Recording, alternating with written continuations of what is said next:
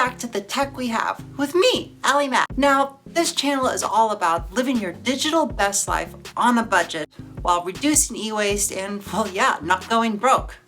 Which is a problem if you're like me and you're an Apple fanatic. Which, their stuff is so expensive, right? I mean, it's prohibitively expensive. What's one to do on a budget? It's impossible, right? Wrong. Today we're going to take a look at all you can do to live within the Apple ecosystem. We're talking tech gear, we're talking services, while doing so on a budget and actually saving money. We'll start with our favorite fruit-flavored mobile devices, explore setting up a HomeKit smart home on the cheap, touch on some Apple services, and finish up with a few next steps. Every year, Tim Cook and company take the stage to introduce new iPhones and Apple Watches. With recent advances in crash detection, health monitoring, satellite emergency texting, the pitch has literally become, you can't live without the latest Apple gadget.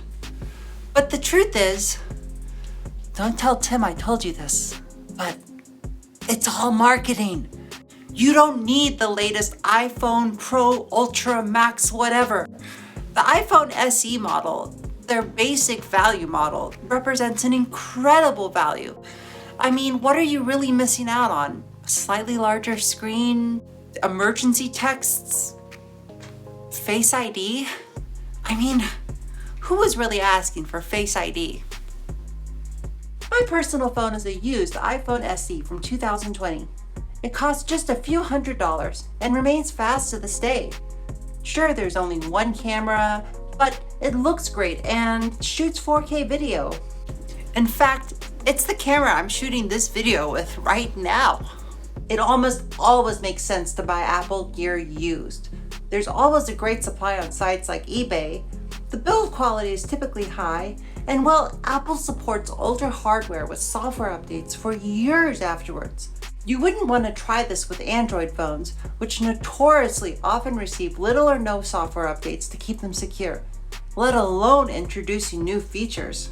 There are almost negligible differences between a high-end titanium Ultra Apple Watch and a base model from just a few years back.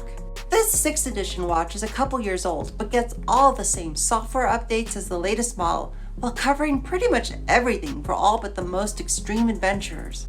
In fact, up until last year when I smashed the screen while out on a run, I was rocking a 1st edition Apple Watch. That's right, 1st edition.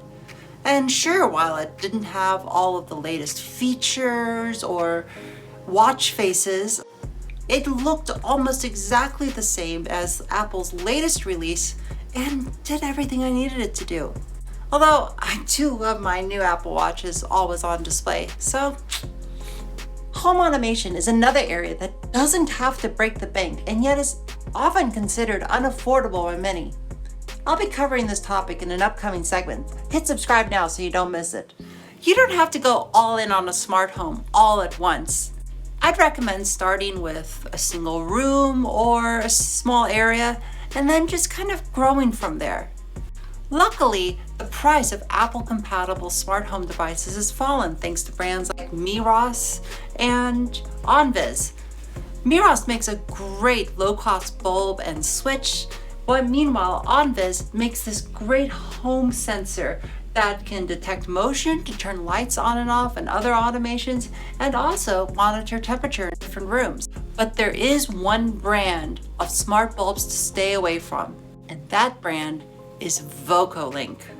Worst of all, almost every VocoLink bulb I've bought has stopped working within 2 years.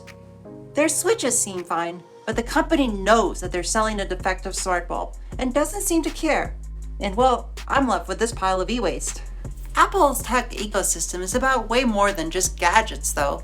Services, subscriptions, they're becoming way more of an important part of the puzzle, and of course an important part of Apple's revenue streams. So what are we to do?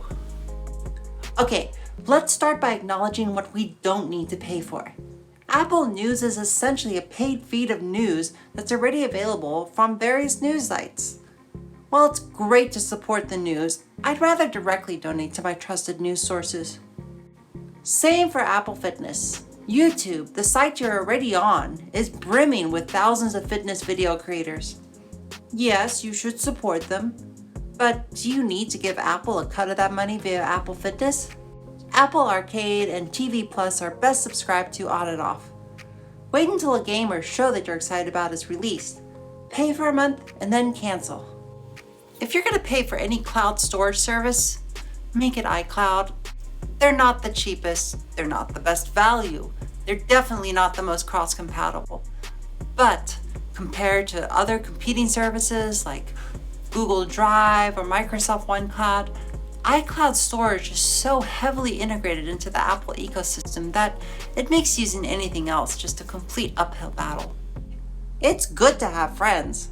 I mean, as long as they're Apple users, of course. You can lower your bill by teaming up for one of Apple's family plans. Because who wants to limit the definition of family these days? I split an Apple Music subscription 5 ways. That's $3.40 per month. Alright, so we've seen that you don't have to break the bank to be an Apple fangirl or fanboy.